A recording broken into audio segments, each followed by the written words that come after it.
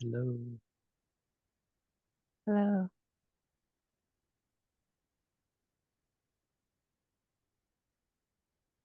Mm,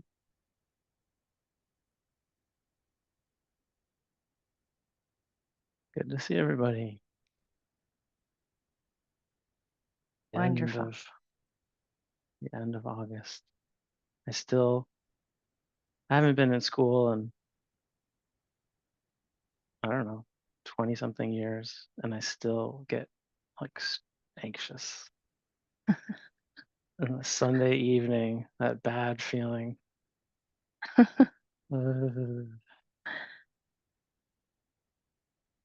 working on that one.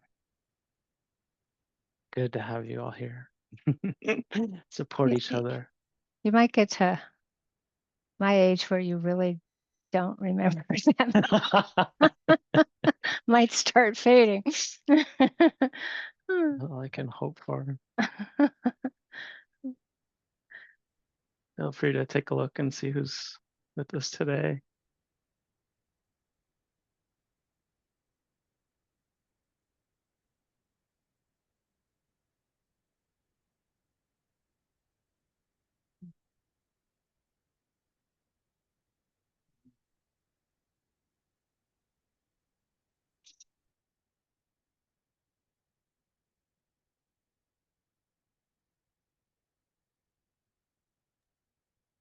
Okay.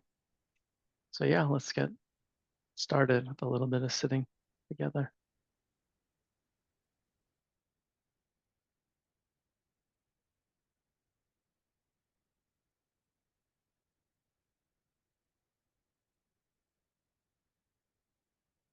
So really taking your time to gently start to feel into a seated posture that feels relatively comfortable, relatively balanced between restful and energized,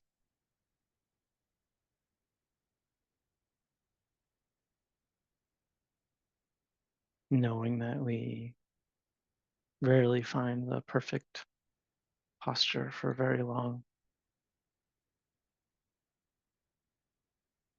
You come to let the eyes close, just helping to feel the body from the inside and help us settle in, do these final purposeful adjustments,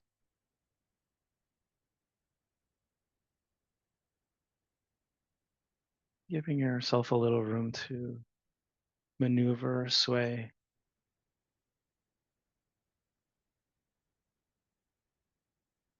find a more or less appropriate balance in the body.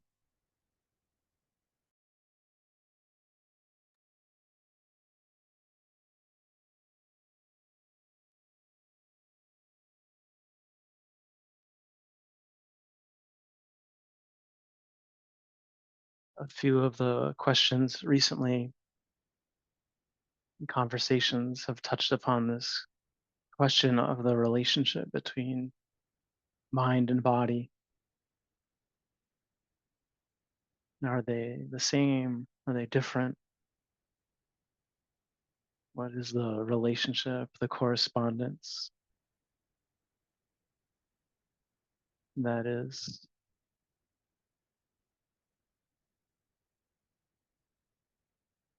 held to be true in this tradition and this lineage and perspective?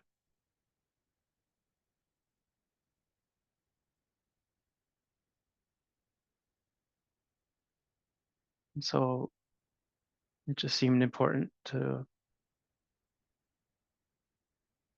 just remind us that that particular question really can be the central focus of a period of meditation, insight into namarupa, mentality, materiality, really considered an essential starting place and significant accomplishment in our practice.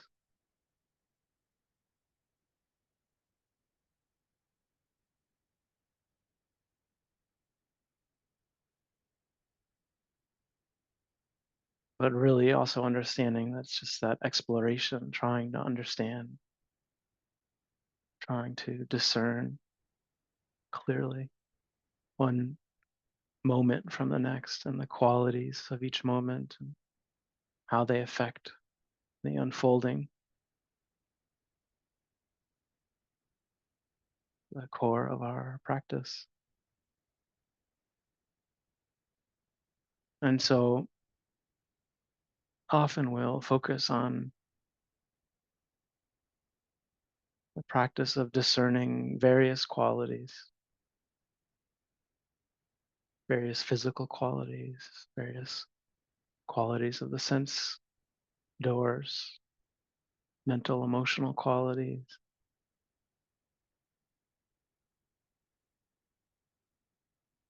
Of course, we know kind of get more and more complex.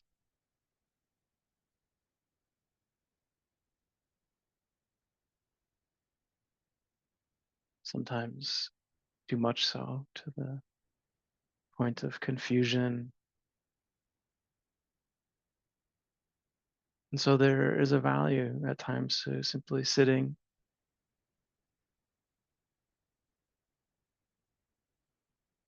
as we receive these multitude of formations,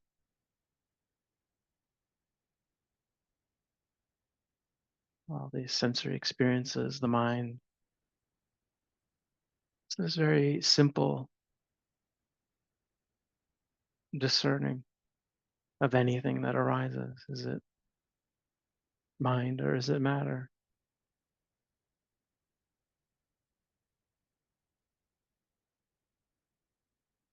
Not always clear,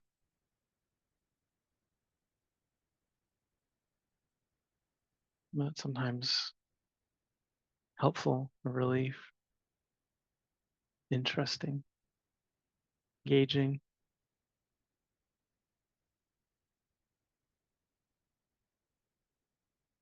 And so if we consider any phenomena in the body-based sense experience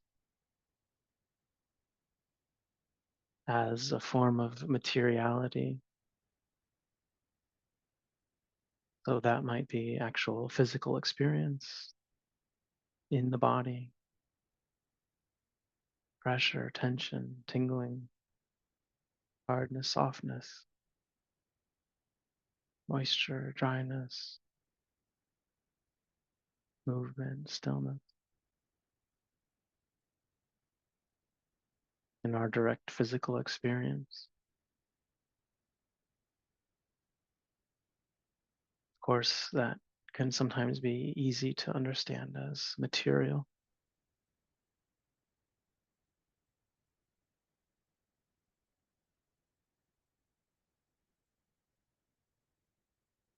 But we also include seeing that light is entering through the physical base of the eyes, sensitivity to that material phenomena, light and shadow, color,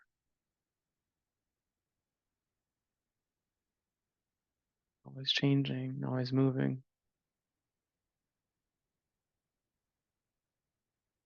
The same with sound. Sometimes it's more noticeable, the correspondence of sound with physicality in the body, vibrations.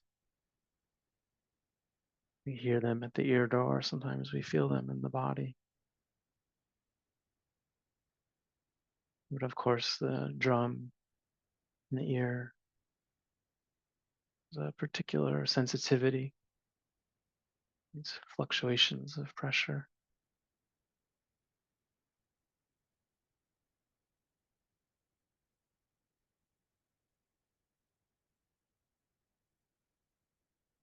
We recognize sound also as materiality.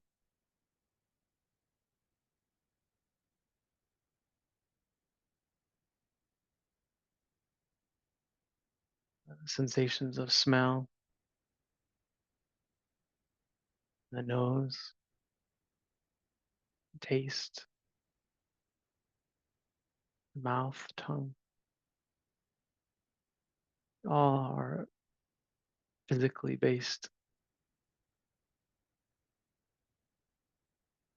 sensitivities to material changes, phenomena, or environment.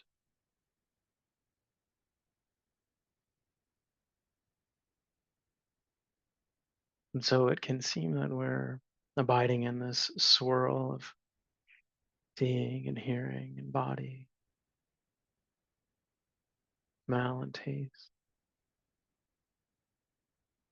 Of course, there is a value in distinguishing those from each other. But for today, also recognizing the value of understanding their unity as a material based sensitivity.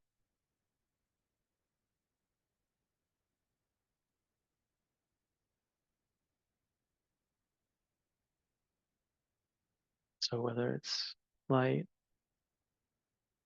or pressure in the body, sound, just some part of our attention can recognize it as material. Rupa,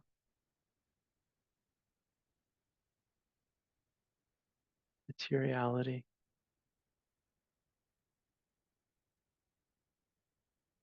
And even that soft mental note of acknowledgement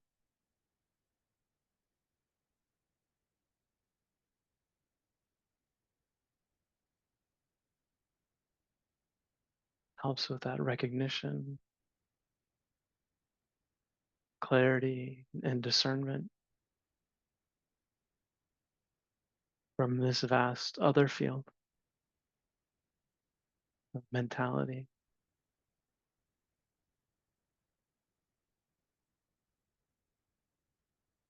Ideas, thoughts, imaginings, images that arise in the mind, internal sound,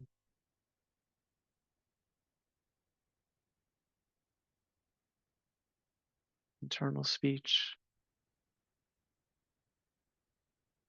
emotion, wanting, not wanting,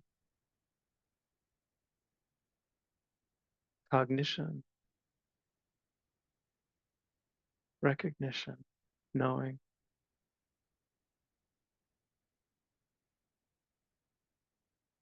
mentality, nama.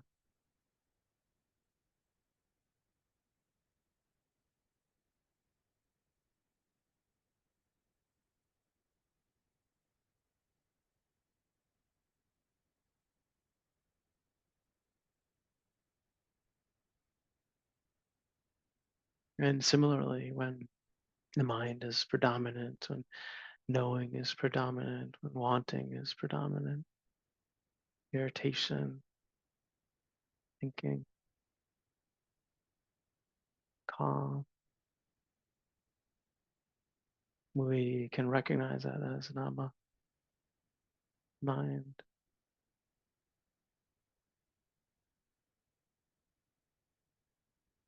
Recognize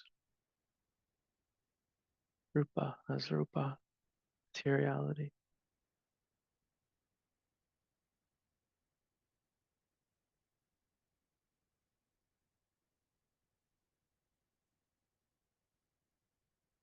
noticing the places where they're clearly distinct, clearly separate fields of experience, of reality.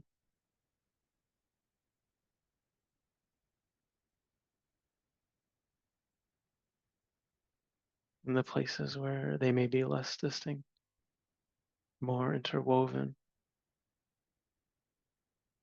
we notice with strong emotions. There's often a reciprocal experience between mind and body.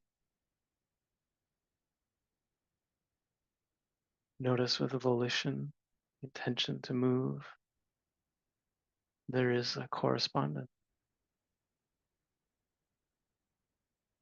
between mind and body. With the recognition, sense, consciousness itself.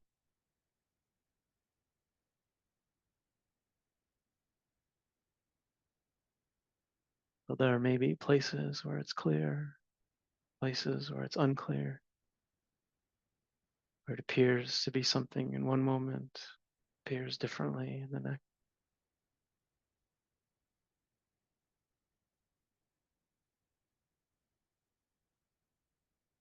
Not needing to seek out anything.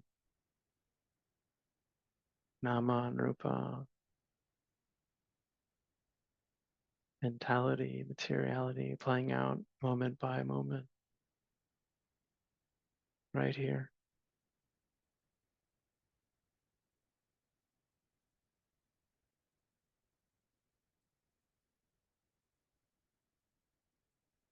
And no goal but to be interested, seeing more and more clearly, seeing confusion clearly,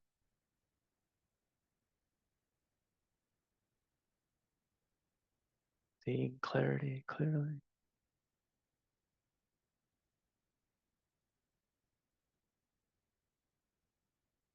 Not going anywhere or getting anything.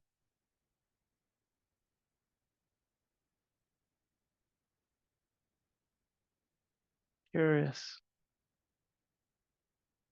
about this basic level of the unfolding.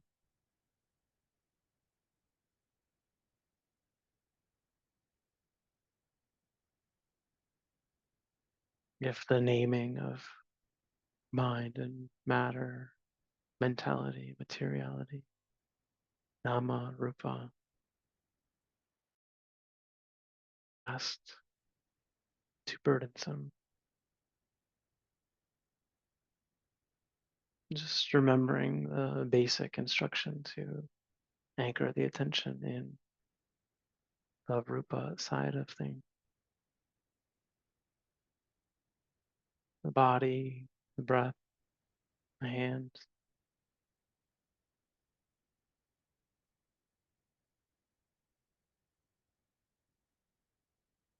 stream of sound.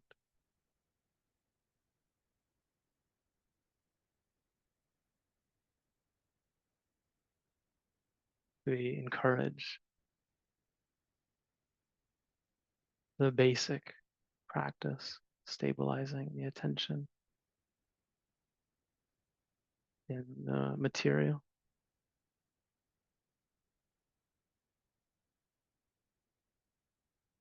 so that we at times have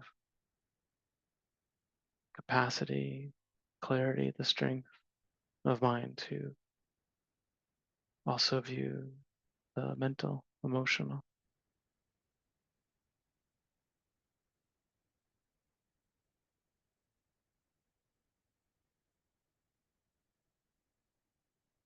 So where it feels supportive, exploring this exploration in mind and body, and where it feels supportive, just grounding, anchoring the attention in the moment to moment changing experience of material.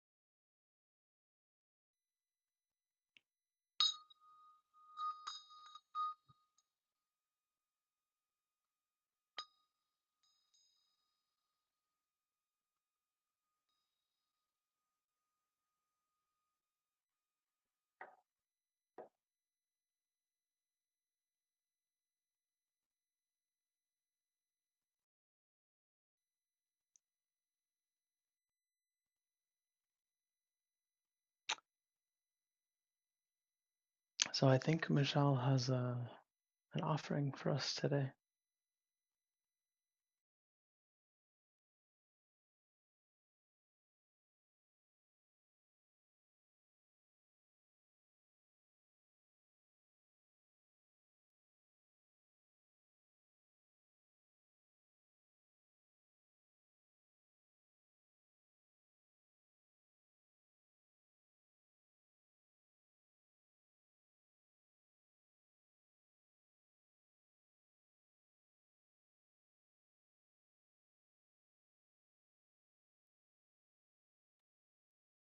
Oh, Michelle, you're still muted there.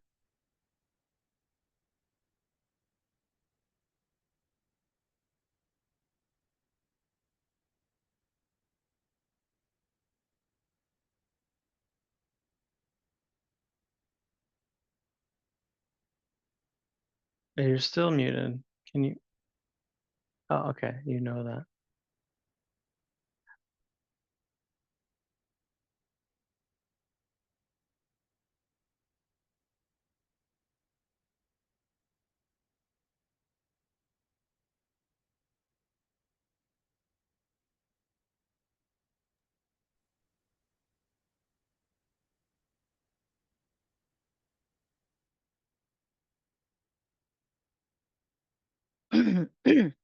The talk is about a magnanimous heart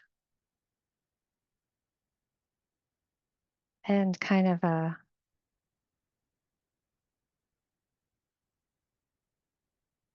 more on courageous energy and rest, heroic energy and rest.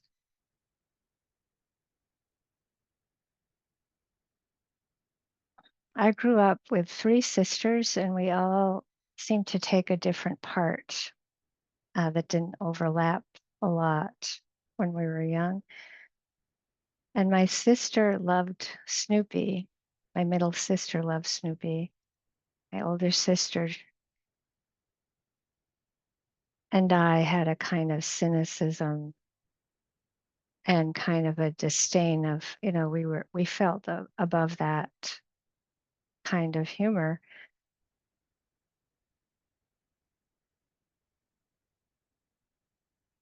And then when my middle sister got ovarian cancer, she started going to chemotherapy. And after a while, I probably cried, she would dress up as Snoopy to go to the hospital and get her chemotherapy.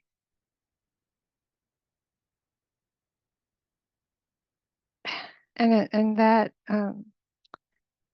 heroic energy and humor and melted my heart for Snoopy. And I felt so unmagnanimous until I got it. I got something about Snoopy that was so important, I think, for so many people. And it was Snoopy's 75th birthday earlier this month. And somebody sent me a poem that Shane Quaison, who is a Canadian slam poet, wrote about Snoopy for his 75th birthday. At the beginning of the poem, he explains, as a kid, I didn't care about any newspaper except the Sunday edition. I didn't care about headlines or controversies. I cared about the comics. These days, it feels quite the reverse, but I still hold reverence for the levity that the comics offer.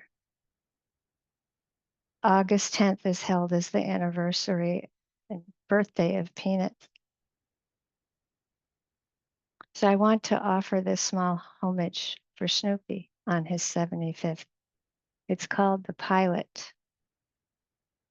In the America when fathers mowed their lawns like penance, when every adult spoke gibberish, and children dug for treasures inside cereal boxes, there was a beagle who flew against the Red Baron.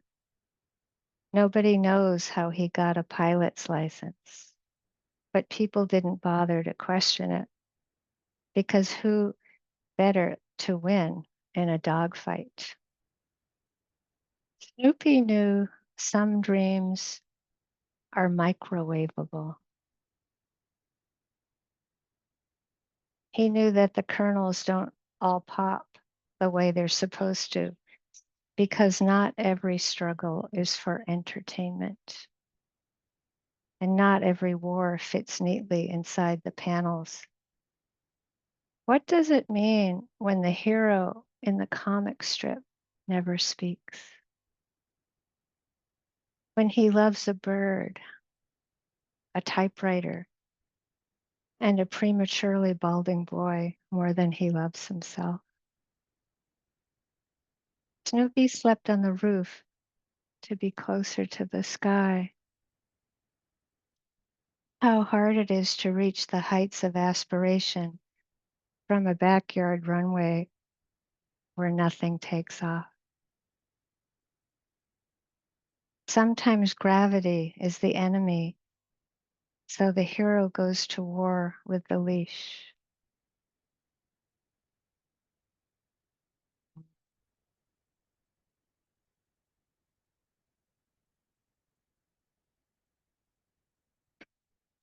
What a hero Snoopy is, huh? All that seriousness and levity.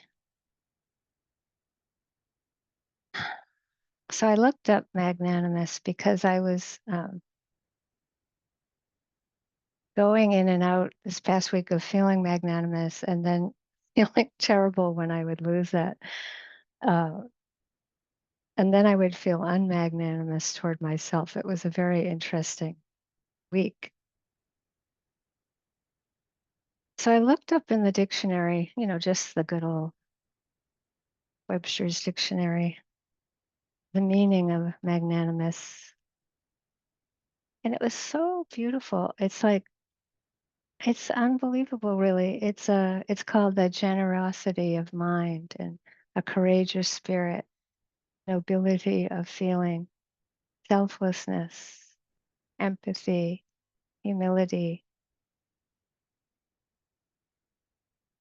Mm.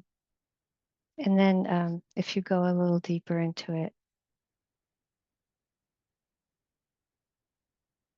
and you go into the Latin anima, animus, something alive, lively, spirited, Latin, breath, spirit, the refusal to be petty, a refusal to be petty. Magnus, great, greatness of spirit. One can lose without complaining and win without gloating. And I think of this magnanimous heart as it's such a huge equanimous place that can hold the painful aspects of life and the three characteristics of existence of anicca, dukkha, anatta. And Jesse's instructions were so much about really being with and understanding the level of uh, impermanence and change that the Buddha really emphasized. Aliveness. It's like we pay a price for aliveness every moment. When I was a kid, I liked to read Heraclitus, the Greek philosopher. Um, one of my favorite things he said was, nature loves to hide. She rests by changing.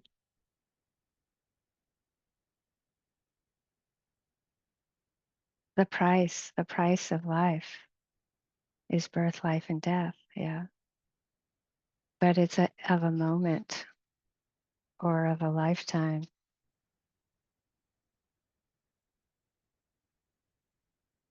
And of course, the Buddha emphasize so much the, the preciousness of human birth, the utter rarity of it, with all the beings in this boundless universe to be born human.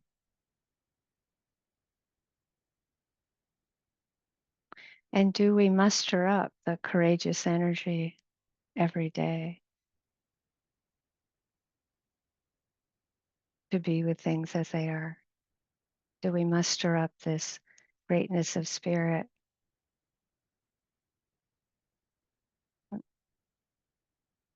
I was very deeply exposed to the early Buddhist teachings with Sayadaw U Pandita. And what deeply inspired me initially was he gave a talk at a 3-month retreat on the 7 factors of enlightenment.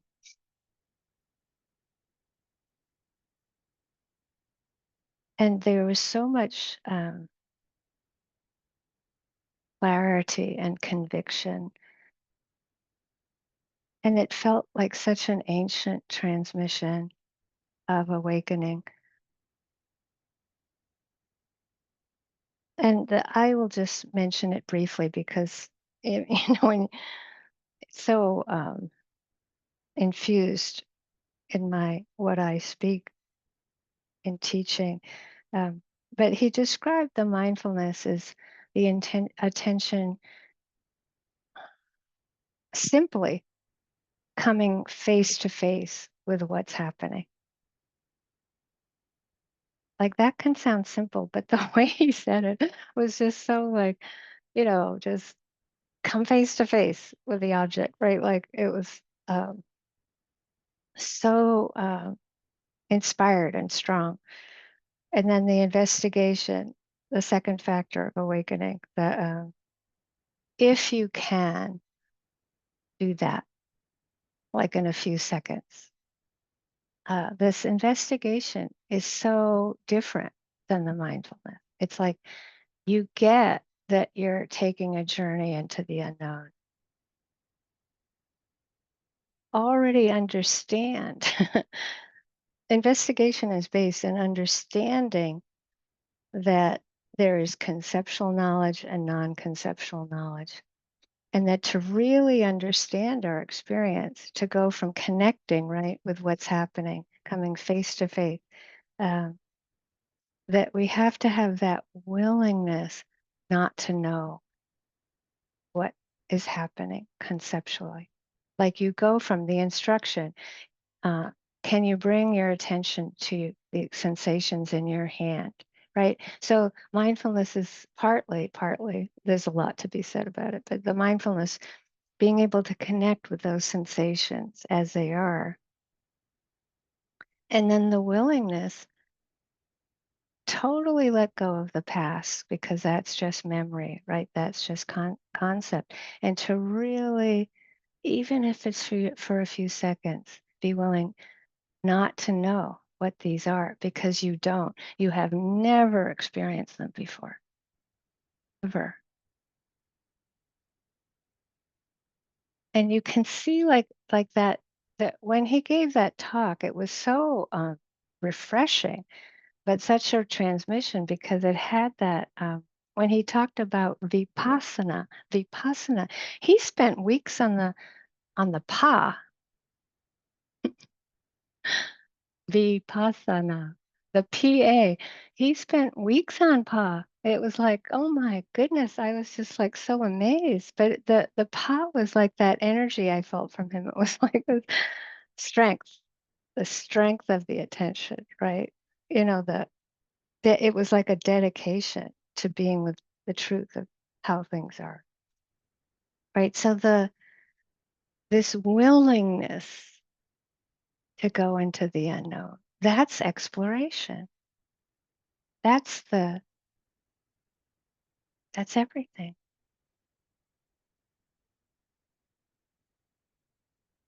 And then, of course, you shift over to energy, which, again, I was so impressed. He described it as courage, courageous energy. The courage it takes to do this. Why does it take courage? Because we have to be willing to totally let go of what we've ever known before.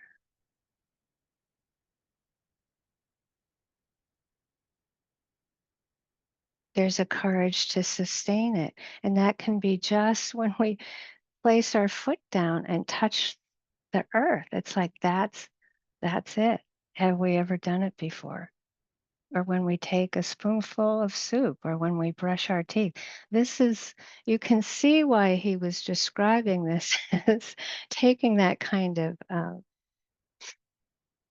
ah. And then, of course, he described this very, also in a way that was very linear. And I don't always experience this as linear, but in this model of this as linear, it's so clear, that, okay, so you have this willingness, this courage to do this, and then joyful interest can arise. PT, PITI. So it's this beautiful translation of PITI, joyful interest. And this means that you've completely broken the pleasure pain syndrome. You're interested in pain as well as pleasure, as well as neutral. You value and have interest in Vedana, the second foundation of mindfulness. And it you can't fake it.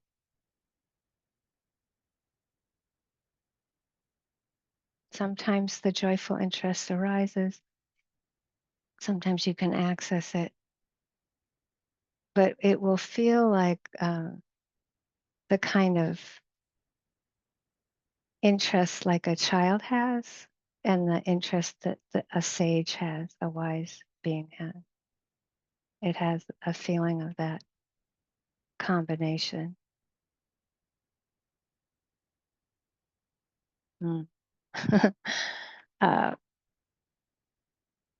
Thoreau, Henry David Thoreau, had that kind of interest often in his botanical adventures.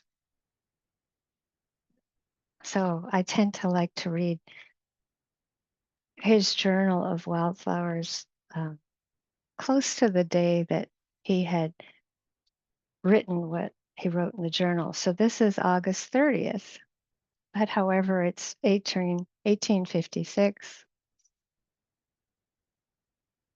I saw bags of cranberries just gathered and tied up on the banks of Beck Stowe's swamp. They must have been raked out of the water, now so high, before they should rot. I left my shoes and stockings on the bank far off and waded bare-legged through rigid Andromeda and other bushes, a long way to the soft, open, sphagnous center of the swamp. Sphagnum moss. I seemed to have reached a new world, so wild a place that the very huckleberries grew hairy and were inedible. I feel as if I were in Rupert's land, and a slight cool but agreeable shudder comes over me, as if equally far away from human society. What's the need of visiting far off mountains and bogs if a half hour's walk will carry me into such wildness and novelty?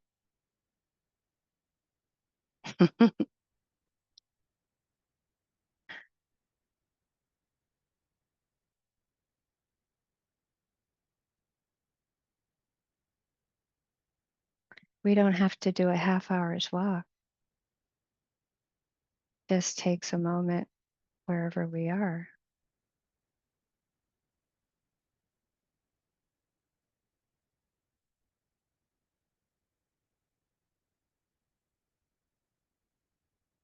One of the difficult things that started to happen for me in learning from U Pandita is that there was an expectation that this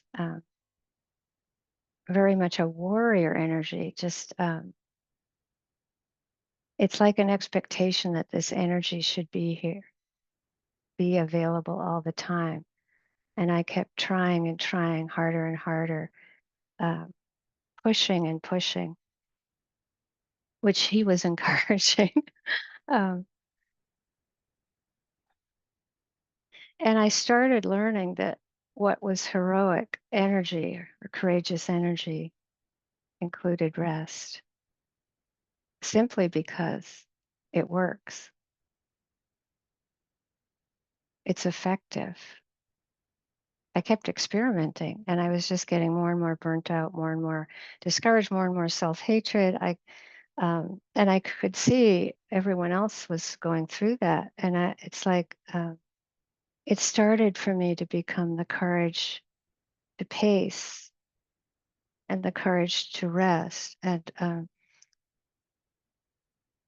understanding that right effort is really balanced effort. It's not pushing, it's not giving up, and that rest is not giving up. It's learning how to be here with that just softness of attention. It doesn't necessarily have to be um, distracted. It could include that, but it doesn't necessarily mean that. And so, over time, I feel like this understanding of what right effort is, for all of us becomes more and more nuanced. It's not like in the course of a day, it's always the same, or the course of an hour, or what's happening in formal practice or not formal practice. It's like, it's really just one starts to see the necessity of understanding balance, balance itself. And I years ago now, I saw on public television a show on an artist, a woman outside of north of Boston, that went to a shipyard and learned how to make rope. And her intention was to make a rope that she could learn how to walk on as a tightrope. And I learned so much about balance in practice watching her learning how to walk on a tightrope, because you never hit like a kind of balance that we think is balance. It's like being balanced is always accepting that you're going to be out of balance. So there's this flexibility and nuance. If you listen to Jesse's instruction, it was all about that. There's a sight, there's a sound, there's a taste, there's a thought, there's another thought, there's a sensation in our hip bone. It's like it's just this constant flow. And how does the attention in balance, right?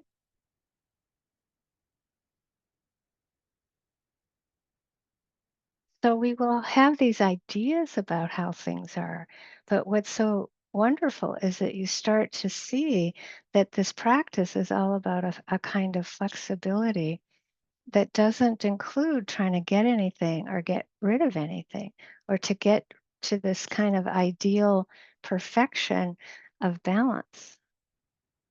It's like going from feeling completely magnanimous to feeling totally magnanimous in a second, right? And if you take it personally, you suffer. It's just another mind moment like fear, happiness, compassion, thought. Like it's like there is nothing personal in it. But how we relate to it gets more and more flexible, less taking it personal, and more nuanced. And I think, for all of us, it's just really challenging at times to accept that every moment is different. How wonderfully alive. It can't be, you can't, the second you try to stop the breath, right? If you stop it, you die. want the petals on a flower to last one more day. Oh, I planted a night blooming cereus. I don't know how many years ago it is, from a little slip I found. And the other day it bloomed, and it only bloomed for half a day. I didn't even think that was gonna happen. I thought it was gonna be a whole day, and it's this massive flower. It's extraordinarily beautiful, and got to see it in the morning, and I thought, "Okay, in the afternoon, I'm gonna go out and look," and it already closed up forever. What a teaching. That should be Buddhism 101.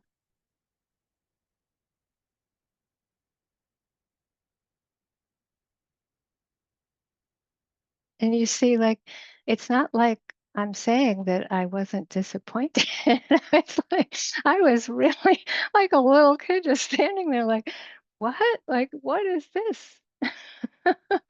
But yeah, then you're mindful of that. Ha ha ha ha. It's just disappointment.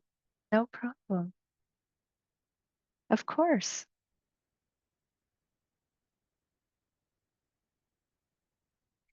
So this valuing of truth, mm, the nuance starts to shift because I didn't do calm, concentration, and equanimity, right? I did the first 4-7, and then it's like that joyful energy, that joyful interest, it can get really energized, a lot of voltage, and get out of balance, right? And I always try to give the example of the picture of the Buddha. The image of the Buddha is not somebody totally off like a rocket, right? Like it's like there's such a deep balance of energy. There's such a deep, um, you don't see voltage, right? You see serenity. You see that those energizing factors, the investigation, right? The courageous energy, the joyful interest, they're balanced with that calm, concentration, equanimity. And that is a movement into a deeper acceptance of things as they are. So it's like the nuance is that things become more unconditionally accepted without conditions. So we might say, oh, this dukkha, this anicca, this dukkha, this anatta is not okay, right? This pain that just appeared is not okay. Or this uncontrollability is not okay. But the practice allows us to understand that at some point we can get a relationship with what's happening of love and wisdom. And so we start to see that everything boils down to motivation, always to motivation, again and again and again. It's like, are we motivated to understand how things are? Are we motivated to care about how things are if we can't understand them, right? Can we be kind, humble? And so that includes if fear comes up, can we be kind, humble, right? Attempt to be mindful. Anger, sadness, grief, loneliness. So it's just this increasing ability to incline, incline the attention to a motivation that might be possible, that is wise and loving, or rest.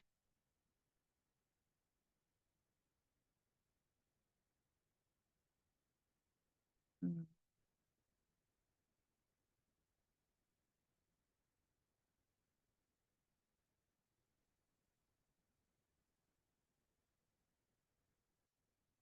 mm.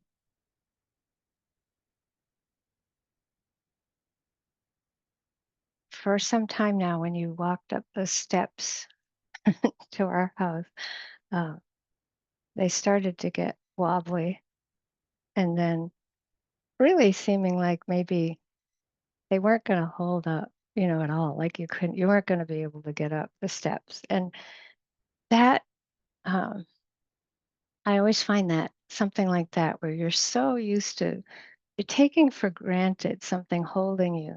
So, and that it's so like important. And then it starts getting shaky, and then eventually you have to fix it, right?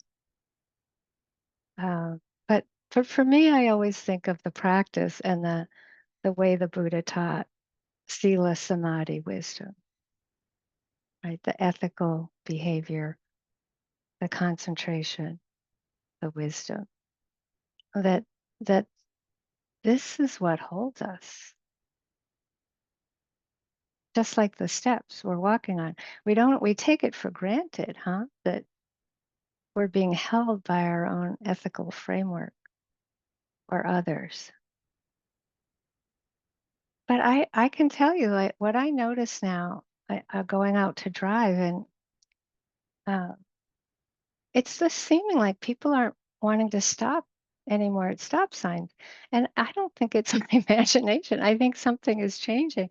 And it's like that's how everything like is held when we drive, right? I'm getting to be a better and better driver because like I'm seeing all this and I'm like, whoa, what is going on? Right. But that's like Sila. That's what's holding us all together, right? All these different aspects that the Buddha emphasized so much. It's like the basement, the first floor of the house. It's like if it's shaky, if it's not holding, you don't have a house. If the sila isn't holding, we don't have society, or individually, we don't have a practice. So that motivation not to harm is like the steps holding you when you walk into a building, your home. So important. And even with the sangha, the sacred space online, it's like we're flexible, but it's also just getting that this is like just holding the sacred space for each other when we're here online together. It doesn't have to be rigid and tight, but not too loose. Yeah. It's like we're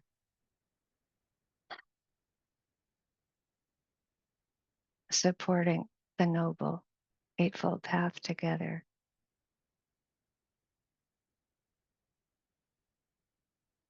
And the samadhi, the concentration, which can be a very open, soft concentration, or very microscopic concentration. This morning, I woke up it was the second morning where it rained. And it's so rare, rain in the desert, so, so rare. And of course, that means there'll be a puddle. Yay! And yesterday, um, we had over an inch of rain. That's like unbelievable. And I thought, oh, for sure, right? This is expectation, anticipation. For sure, there's going to be a puddle, big puddle down at the bottom of the driveway. And it was really small. And I couldn't quite figure it out. It was like so much rain and so little a puddle. And then this morning there was not that much rain, but some. And I went down more from that place. Yeah. Instead of that expectation and anticipation, it's like, what's going on? And the puddle was so big, it had become one huge puddle, um, then was sort of gradually going to become two separate puddles with a little evaporation. And I realized it's like, it is so dry. It's been so dry that that first amount of rain just went. It didn't even last. And then I remembered, even when I looked outside, where it had all dried up already. But the second time, there was enough water in the earth, right, in the water. It was so interesting to me because the description of samadhi or concentration being just like the surface of the water on a pond or a puddle, right? We don't all get a pond. Okay, so here we can usually find a puddle every once in a while. And concentration is stilling the surface of the mind, like the surface of the water. So you don't want to underestimate that or overestimate it. And this is so critical in how we understand a flexibility of sila, samadhi, wisdom, and the concentration. It's like, and the puddle teaches me everything about it. It's like I just stand there still. The whole world opens up. It's like you just look and there's the birds are flying by in the puddle, the clouds are going by, the dragonfly, the trees, the wind, and then the tree nearby has all these golden catkins, and they all blew into the puddle. And so the bottom of it, you can see deeply in it, was just gold. I would say very few people noticed that today. I'm not sure anybody did, you know? And I just stand there and just like, oh my, it's like amazing. It's amazing. But this is the practice, right? Like when you just sit there or lie there or walking meditation, it's like, and just let it all settle. The whole the whole sky is reflected. Everything in the universe is reflected in our heart mind and the whole depth, right? You can see deeply. The more still, the more deep. This does not mean everything isn't moving. What you start to see as that stillness happens is that you can, there's it's called kanika samadhi, with the mindfulness, the, that you're shifting once there's enough quiet, that you can notice a thought, a sound. You can start to notice the truth of what's really happening. So we value the just letting things settle. That's not baby steps. It's all part of the practice. And if we can't, fine, no problem. Maybe we do some loving kindness, right? Or we shift to hearing and just stay with hearing or the movement of the breath. But sometimes there's enough, enough of this kind of concentration, the kanika samadhi, it's momentary concentration that can actually be flexible and just flow with things as they are happening. And of course, sometimes we get lost in thought. What we see is that it's inevitable that we'll get lost in thought. But rather than, when we're practicing and we don't have enough equanimity, we don't understand, we get upset rather than just you recover. The attention just recovers. Lost in thought. Okay, maybe we are with 5 breaths or maybe 2 minutes of hearing. Maybe we need to, right, ground the attention somewhat with that lighter concentration. Or we just jump into the stream, get lost in thought, jump into the stream, get lost in thought. And what the Buddha called all this is skillful means. That flexibility and nuance is skillful means. There is no like, this is better than this.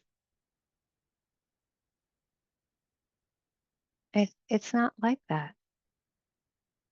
It's like what's more pragmatic in any given moment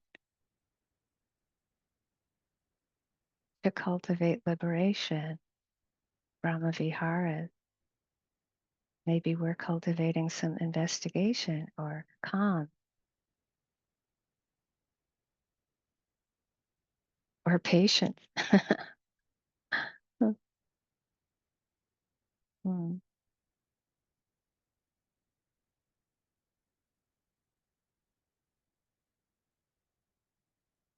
there are these gigantic winged birds in Hawaii. They're in Hawaiian, they're called Iwa birds, IWA, Iwa. They're great frigate birds, Frigate, frigate. Um, their wingspan is phenomenal. And once in a while, one can be lucky enough to see one low, not high up. Because when they're low, which is rare, you get to see that how they get up high and catch the air current is they spiral. They have to use their wings a bit. They use their wings a bit and they let themselves spiral and catch an air current and go up a bit. This takes a while. And then they spiral around and go up and spiral around, and it takes effort. They have to use that old courageous energy, heroic energy. But then when they get way up there, they don't have to use their wings at all. It's effortless. They just like catch an air current and they just either really zoom or soar, or it's really beautiful to watch. And I always get this feeling, it has a feeling tone. It's like a transmission of equanimity. It has that feeling tone of when we practice. I'm not saying that is equanimity. I'm saying it has a feeling tone that is similar to deep equanimity in practice, where you do have to have courageous effort. You do have to move your wings in practice at times, or rest, right? They're all valuable. They're all important. But in deep equanimity, it is effortless, so that if fear appears, there is no need to get rid of it. There is no resistance to it whatsoever. If sleepiness arises, there is no taking it personally. One sees it so clearly, and that acceptance is without condition. There's no condition on it. So you don't lose the balance, right? It's just like, oh, it's just like a thought or a sound or a smell or a taste, right? It's fear, it's anger, it's happiness, it's compassion. It's not sticky. Effortlessness, so that one doesn't need the wings, but in any given moment, you can lose it. Boop, the energy goes down. The bird, like the bird goes down, right? It's the same thing. And that's like losing your magnanimous heart. But it's like when you start to understand this, you're on your way. Because you start to not take losing it personally. You just see it's impersonal what?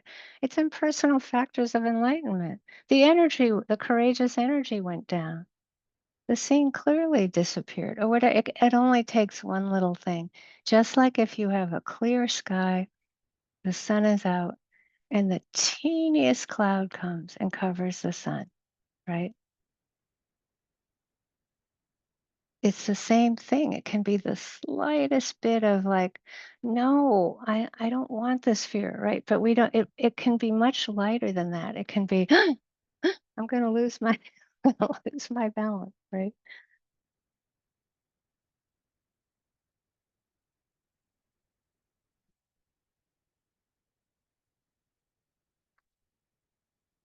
Mahasi Sayadaw was a great scholar and considered fully enlightened. Uh, we're really in a lineage of his teaching from Burma. He said, if a person walks in the sun, their shadow always follows them. They cannot stop it from following these laws. And in the case of what he's talking about with the practice, he's saying that's just like the laws of Lokadhamma. They're always following all beings. It's the same. Beings are always being chased by Lokadhamma. And Lokadhamma means worldly conditions. And the Buddha taught the 4 worldly conditions. And so what Mahasi's saying is that these worldly conditions are always following us, just like the shadow with the sun. And it's so beautiful. So it's like this, no matter who you are, doesn't matter, everyone, all beings, we're faced with gain and loss, pleasure and pain, praise and blame, fame and disrepute, or status and disrepute.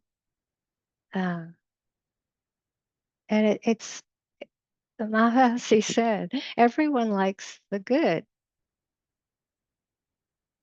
for, the gain, the pleasure, the praise, the status, right? And we dislike the other 4, the unpleasant ones, the loss or failure, the pain, the dukkha, right? The blame, the disrepute. And it's so, again, in terms of balance, right? Here we are being chased by these. It's so cool. And you think again of the tightrope and how it's like to have balance. It's like learning again how, um, where do we find peace with this?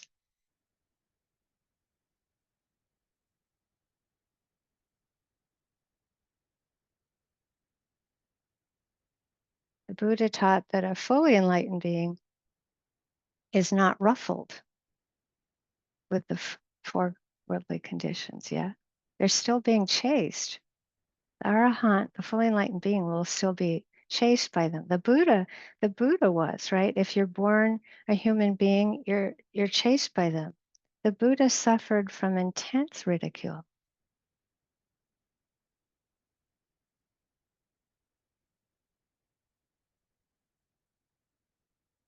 Yeah, Mahasi describes the arahant with that. It's called 6-limbed equanimity. So if a thought arises or a sound happens, the limbs are the eyes, the ears, the nose, the body, right? The 6 sense door. The 6-limbed equanimity means that there's peace at each of the 6 sense stores, moment by moment. And when you have a deep practice going, when the 7 factors are in balance, that's what's happening. Even if it's a few seconds, you're experiencing this peace at the 6 sense doors, moment to by moment. So it's, again, we're all subject to the laws of Lokadhamma, and we learn how to come to more and more calmness, stability, balance, peace, not ruffled.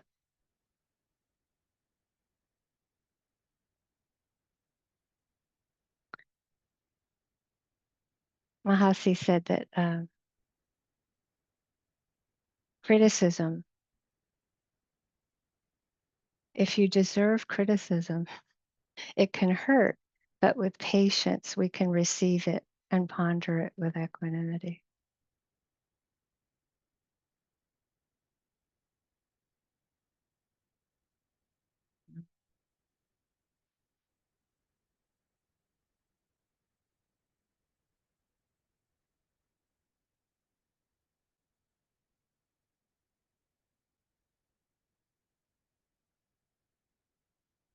Yeah. The Buddha taught the suffering that ends suffering.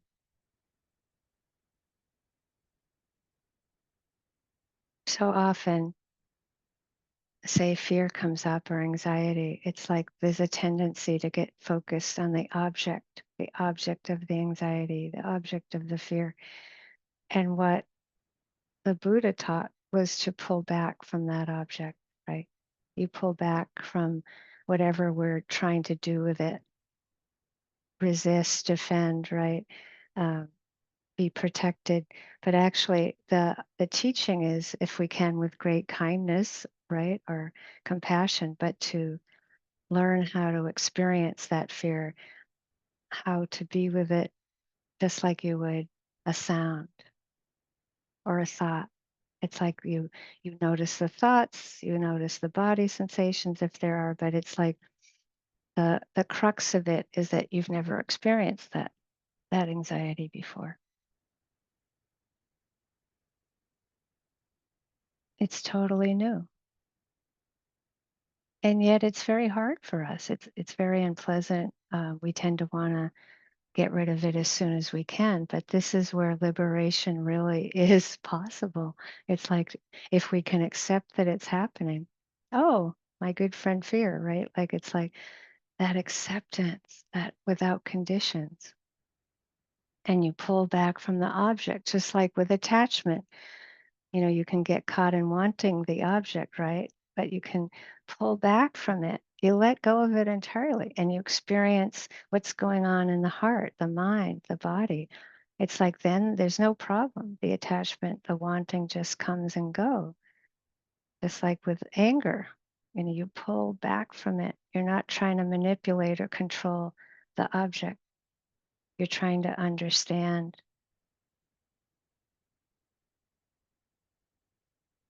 the anger itself.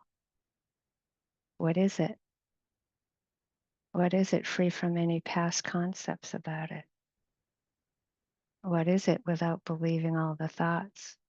But just, what is it? That's the big question, right? Who am I? What is a hand? What is the eye? What is the investigation? Investigation, investigation.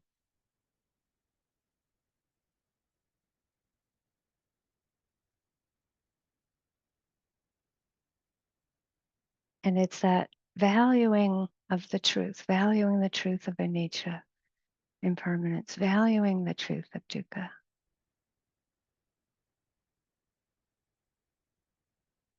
the unreliability of experience, valuing the truth of anatta, the uncontrollability of experience. Valuing the Brahma Viharas, the loving kindness, the compassion, the empathetic joy, and the peace.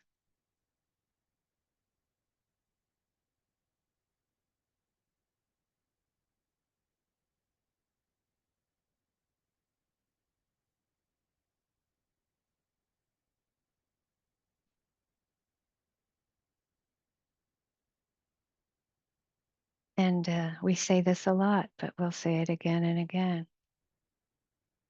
Valuing rest as much as you do courageous energy, if not more so, because most of our conditioning is not to do that, so that one has to really work at it. And as the Buddha said, ehipassiko, see for yourself. I had to keep seeing for myself with that, the gentle rest, how um, it would build energy and build strength. And when you're out of gas and you're pushing and pushing and you're out of gas, you just build up more and more resistance, less confidence, more doubt, more self-hatred, or rage at others. It's like you're just out of gas.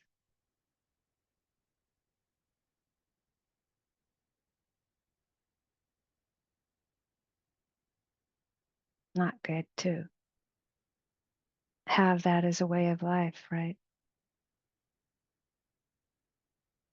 So you start to see the relationship between rest, courageous energy, and peace and love.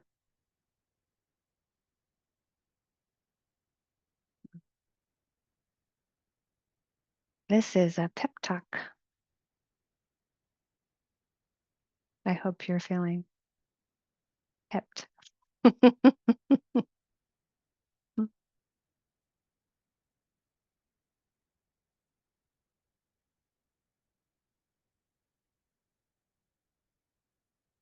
Ah, that is that extraordinary, ephemeral, short-lived, lovely night blooming Sirius. Mm.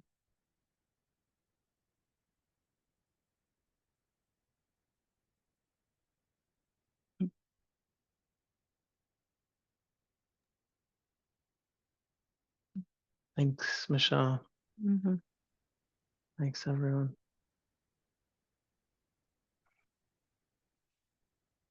Take care. Good See luck. you next week.